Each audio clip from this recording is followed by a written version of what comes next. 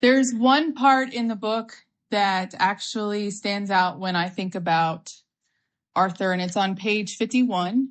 And it says that the consciousness of the presence of God is today the most important fact of their lives. They present a powerful reason why one should have faith. Thanks, Ashley.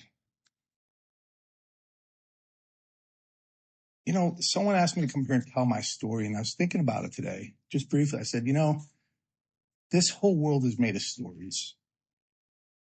We tell stories, and we're usually narrating our own story. And I usually have that voice inside my head that's telling me what's going on in my life rather than experiencing what's going on in my life. And I lived like that up until about 15 years ago. And I stopped buying that story. What I'm going to ask you is not to believe a word I'm going to say, but to map your experiences to some of mine. And if they stick on that map, maybe some of the directions I can point out that I took, you guys can take. So I'm going to condense my using part. I'm a recovered drug-addicted alcoholic, but something happened to me. So, single mom, 5 kids, welfare in 5 states. My dad's in prison all the time. I'm in orphanage, foster care, juvenile detention for 2 years. I'm on my own at 14, never made it past the 8th grade. I take my first hit at 12 years old. Everyone else was like, are you high? Are you high? We're passing around this quart of Miller High Life, the shittiest beer you could probably drink at the time. And we're burning a joint. And I didn't feel high. I felt together. I felt peace. I felt like I can come out of my shell. I didn't feel afraid. I didn't care what you thought anymore. And that started an every single day journey to get high again. Every single day. I can't remember when I stopped until I got separated from it a few times. So,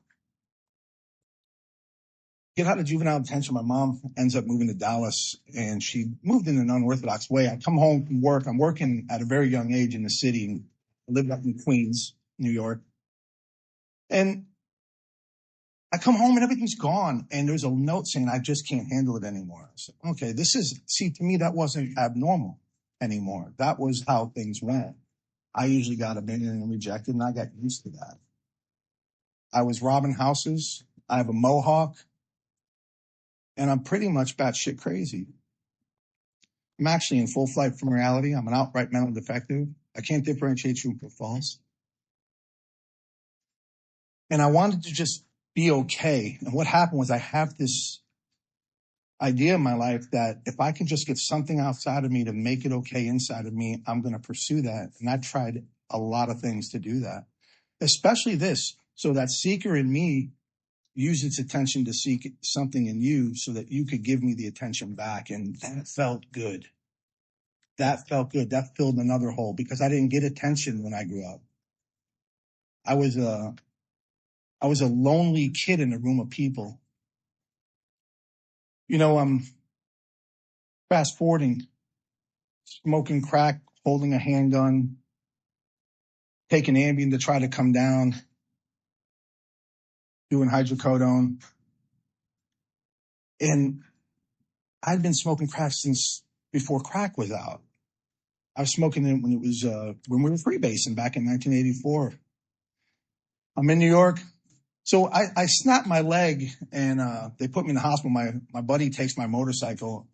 2 months later, I stick it in a trailer and drive up to New York. I've got a cast up to here, still got a mohawk. And I wiped that bike out on a bridge going from Staten Island to Brooklyn. The state trooper laughs at me and says, get up and go put your money back in the change plaza, the toll plaza. So I'm hobbling back there. I have to flip the motorcycle off me. He didn't help me at all. A week later, I sold it for $1 gram of coke. I needed to feel something different. DWIs, lost marriages, blameless children, I was doing everything that they said I would do. And guess what? None of that makes me an addict. Not one thing. So what makes me an addict is that when I'm not on something, I want to be. And I'm obsessed until I can get that candy. And I am freaking out inside. I'm tight. I'm wound. My chatter's loud. My gut is wrenched. My vibration level's high. And I'm not okay.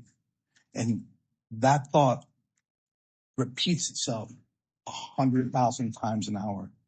Just do another hit. And I can't anymore. I've stopped using the drug. It was using me. It was using my life to feed off me. And so what had happened was I would then give in because I had no way I wasn't going to give in. I was too wound tight. I had to have that feeling released again, like that first joint in that quart of beer when I was 12. And I couldn't get that feeling to go away. So what happened was right before I took that hit and during it, there was another voice going on. And it was the voice I wouldn't listen to. And it was my body saying, please don't take that. Please don't take that. Because the moment you take that, I'm taking off full speed. And here's what would happen. Check yourselves if this maps to you, see if it worked. I would take that hit to shut the noise. My head would feel great and go, ah, and my body would fly out of the cage like a rabid dog. And I would be then on the streets, hanging out at motels on Harry Hines and Dolphin and Samuel. Just check this out. We're driving from Corpus to Dallas to buy crack. You can buy it 6 miles from in Corpus, man. But the idea hit me, well, there's probably some better stones up here, you know? So I was on my way. But what happened at that point was now my mind was screaming, please don't take it. And my body was saying, please go get it for me. That's what makes me an addict alcoholic. Not the things that happened to me, not because mommy didn't hug me enough. I would have liked that. I didn't get it. But because when I'm not using and I'm not well, I'm wanting to get well. Who relates to wanting to get well? To feel okay. Well, the hard part is, can I make that jump from that utter defeat to that full-on trust and reliance on a power? So there came a point, I end up in New York. I moved to Delaware. In the middle of the night, I moved out of Delaware. I was all messed up, and I moved to Cleveland, Ohio. And I'm just running, man. I'm scared. I get popped by a drug task force in Ohio. And I got this 74 Dodge Dart with a brand new BMW stereo in it.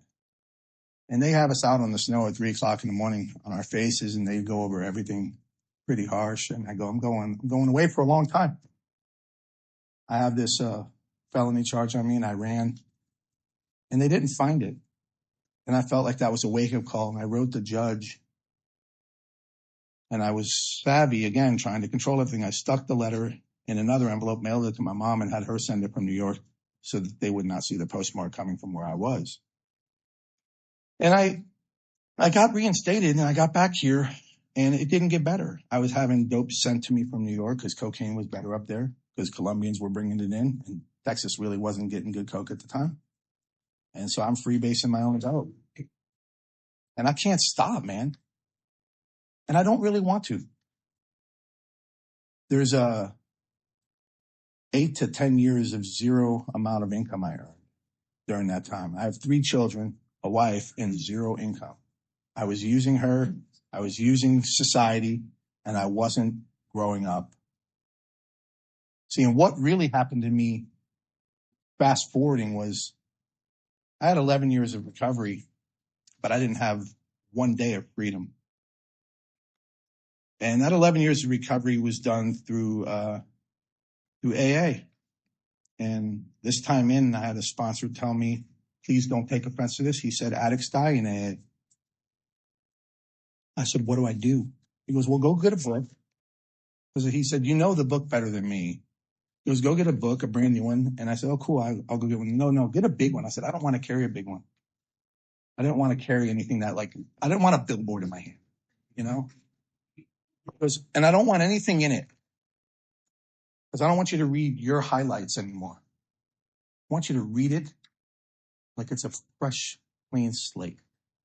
And I want you to practice the set-aside prayer regularly, because what you know has kept you high for a very long time. And it keeps you from getting free.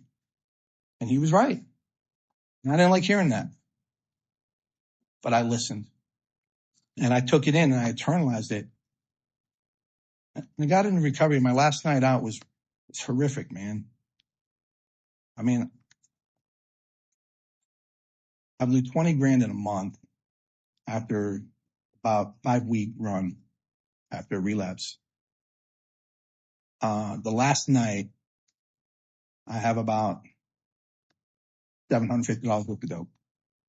3 different types in 3 different piles. I'm on Ambien, and I'm cooking dopes, smoking crack, and I'm making my own capsules of pure hydrocodone. And then I started snorting hydrocodone. And then I started thinking SWAT teams were coming. Anyone ever have that? I don't know why I thought that. Maybe the crack. Just maybe, man. But I'm standing there and I'm pacing like a rabid dog, and I've got a pistol in my hand. I've got another one in my drawer, and they're fully loaded, one in the chamber, safety off. And I think they're coming. For real. This time they're coming. See, every time they were coming, but they never showed up. And I was delusional enough to believe they're coming. But this time they were coming. And my smart ass thought, if I'm holding a gun, they ain't gonna fuck with me. They're gonna kill me. They're not even gonna ask a question. I should have put that thing down, hid it under a pillow, or had them taken from me. My wife said, what are you doing? My face was full of white, and I was like, I have never felt this good in my eyes and the veins in my neck. And I'm holding this pistol, and she looked at me and she goes, I'm scared. And she left the bedroom and slept in the other room. And I went at it all night.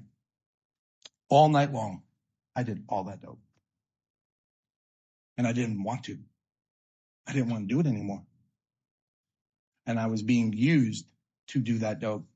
It was feeding.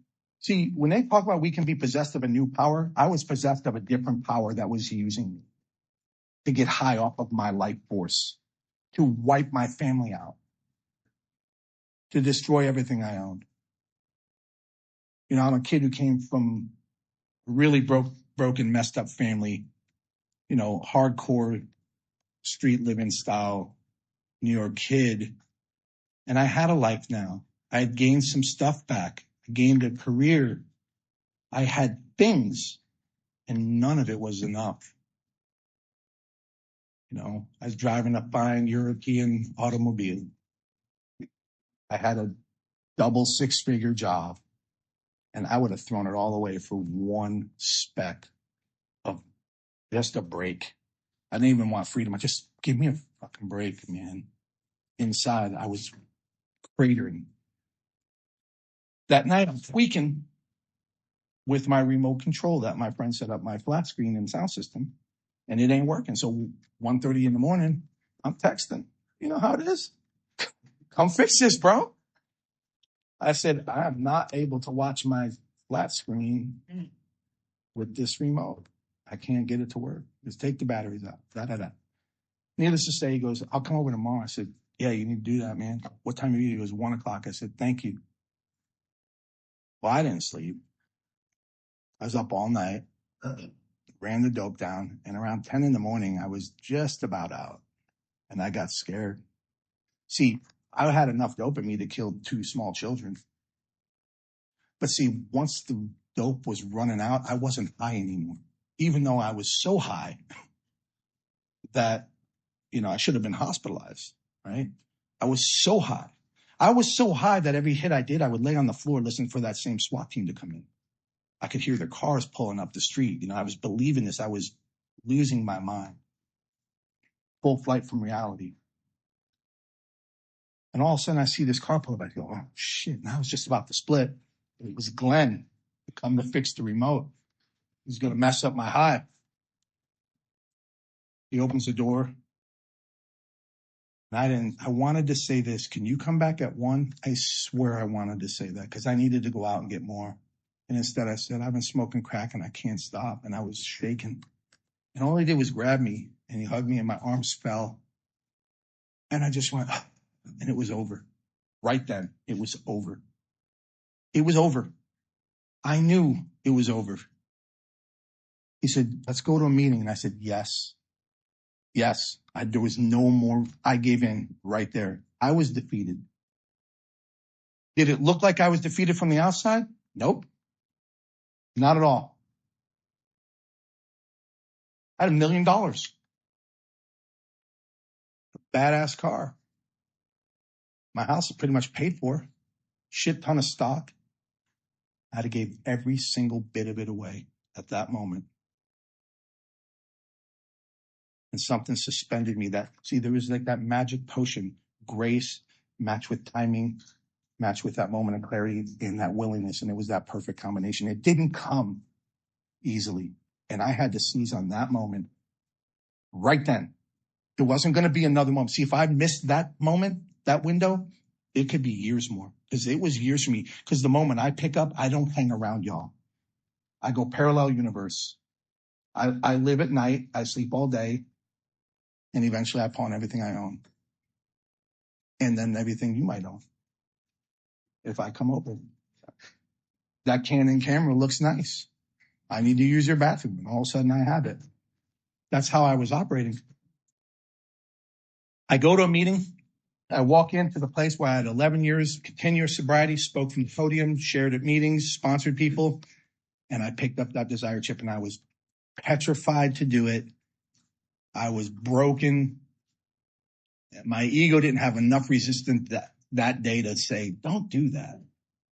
I walked up and people were floored, man, because I sat in the back seat where that homeboy in the gray t-shirt is, and people were blown away because they knew me. They didn't know I was high. And now they knew, and I knew. And something happened though. Because what happened in that utter defeat, that absolute crushing blow I took, is I got introduced to a power because it was the grace that got me back. I surrendered in 2 ways. I knew the drug had me. I knew the liquor had me. I knew the lifestyle had me too because I liked it. Man, I liked it. I don't know why I liked it. I don't know why I liked hanging out with dudes holding pistols inside of motel rooms that I didn't know. But something happened. Something happened that day. And I remember I called Lisa and I said, hey, I'm going to go to a meeting. He goes, are you serious? I said, yeah. And I went that night and I came back and I went the next night and the next night and I kept going. And I didn't want to go, but something wanted me to go. And I was cooperating now. See, I was cooperating with that power that possessed me to go get dope. I was doing whatever it wanted to, whenever it wanted to, at all times of the day and night, at the expense of everything that I held dear. And I get to Tuesday. This was a Friday. On a Tuesday, I walk in the fire alarm. And I walk in there and I walk up to this dude after the meeting. And I said, I need some help, man. That's all I said. And asked for a sponsor. And I said it with that same broken voice that I had when Glenn walked in. And this dude's sort of like an MMA guy, you know. He goes, what's wrong? And I swear this is, again, I didn't want this to come out. I said, oh my God, dude, I spoke that. And he looked at me, he goes, man, I usually like to watch guys for a couple of weeks to make sure that they're serious. They are in meetings. They want to do the deal. I said, that same cracked voice, I said, I don't have 2 weeks, literally. And he said, come over. And we began to take a journey together. And I began to suspend ideas that were killing me. And I began to have incremental, small moments of sanity return. They didn't land at one moment.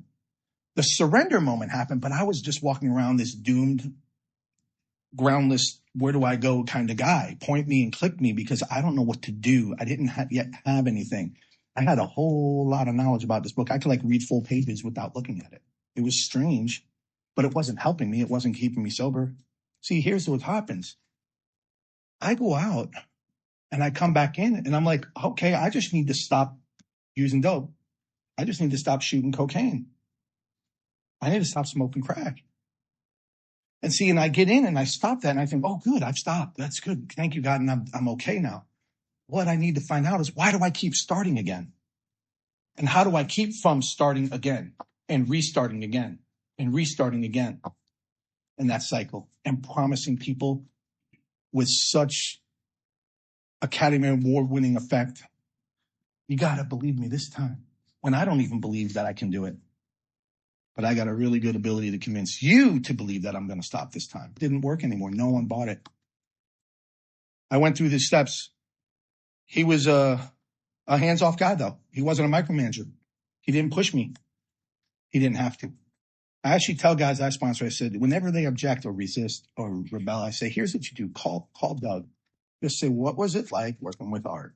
And you'll hear what he tells you. Because I did anything at any moment with no resistance.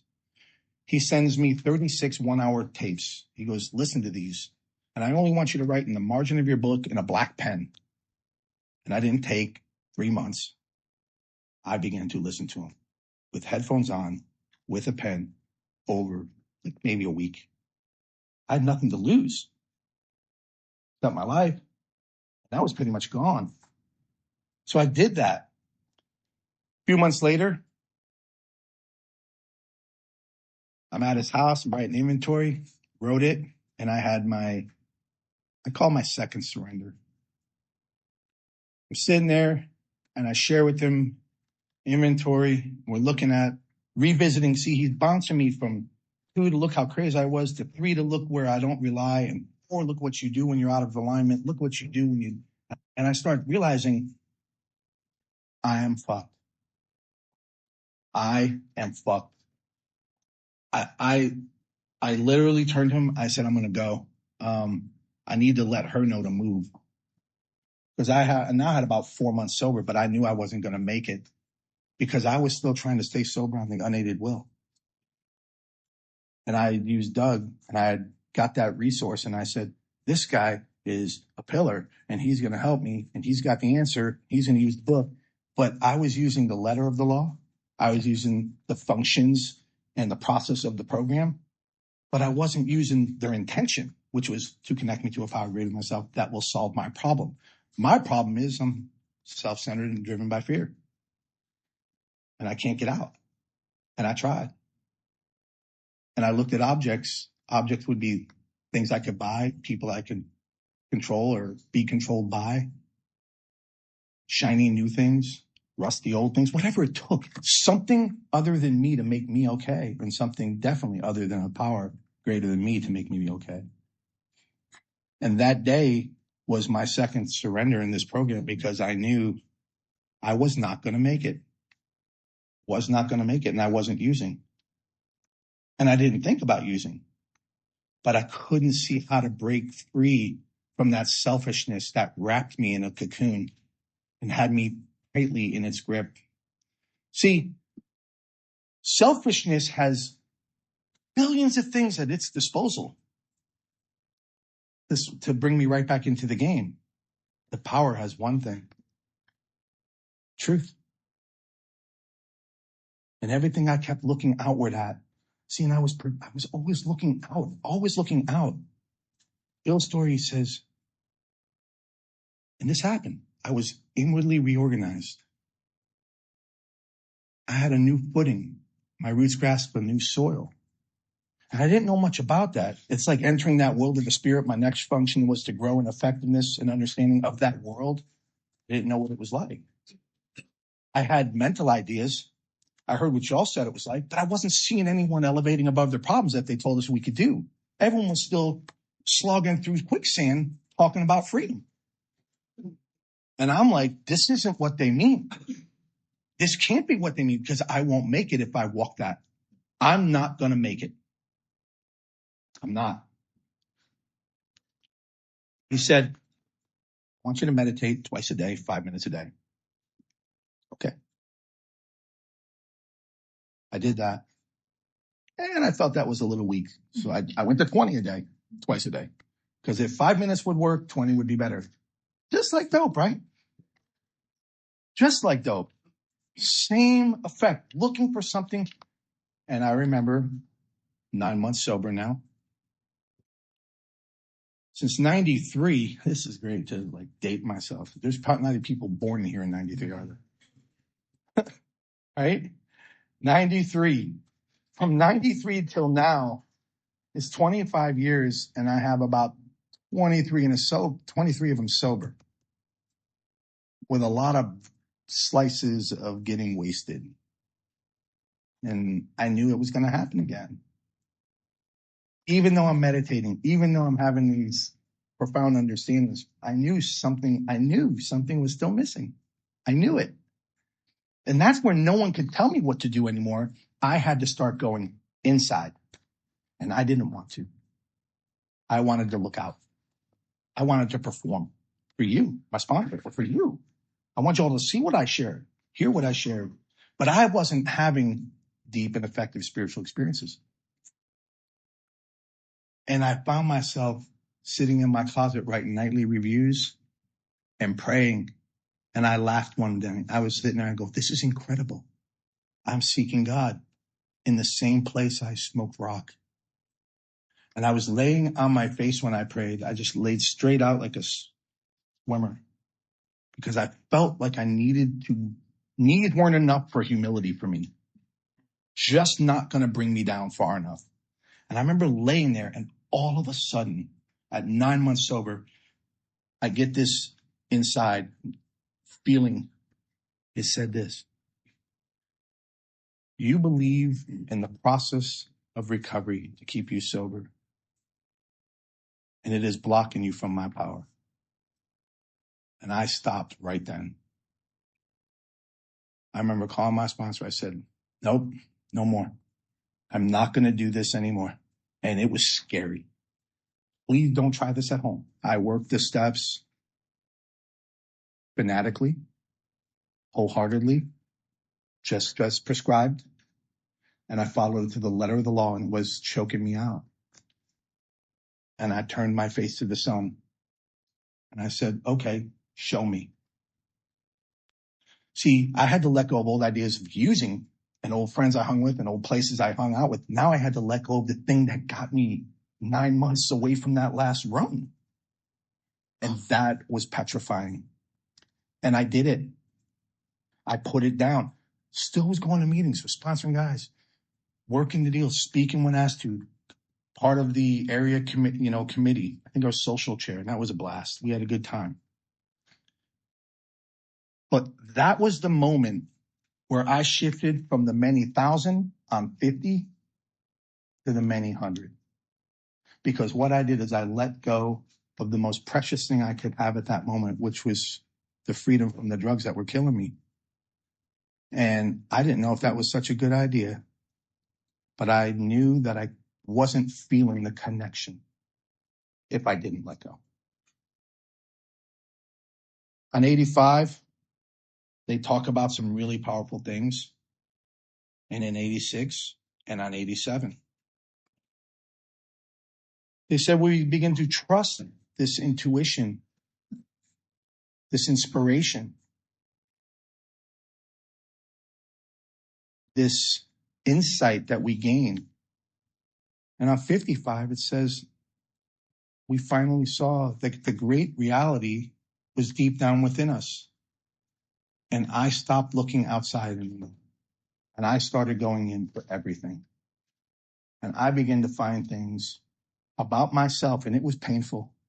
Let me tell you this, it made my inventory look like a piece of crap. It made my inventory look like a joke. And I wrote a very, we'll say, customized inventory. And it was a joke. Because what I had never touched, what I had done was I was superficially looking at the top of this table. This time I was boring through the wood. I was peeling it up. I was trying to find out what was really going on. I was getting to the root of my problem. and I was doing it inwardly.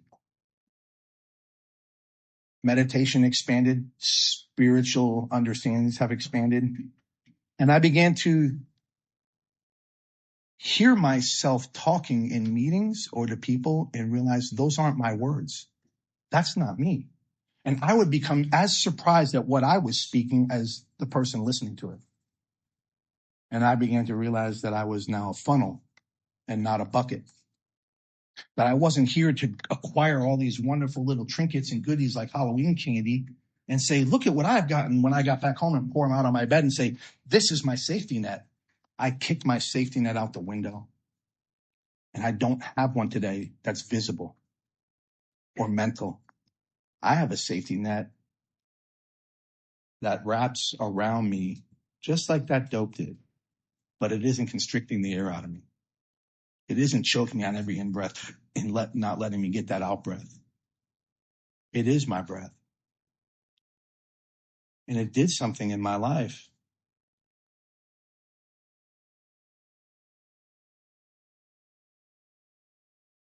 that I promise you it'll do for you. But here is the caveat. There's ideas in the way. I'll guarantee it. Because if you'd have told me that that's what I had to do, see, I was looking, if I could do this, then I'll be. If I move here, then I'll be. And then I'll be ... And it was never happening. I was never getting okay. I tried something new. When I let go of this viewpoint, when I let go of these opinions, when I dropped this idea. And what's so interesting, and I say this a lot to people that are close to me, is what I'm describing to you is a thing that I say I found this. I didn't find it. I removed the things that were blocking it from being realized. It was always there.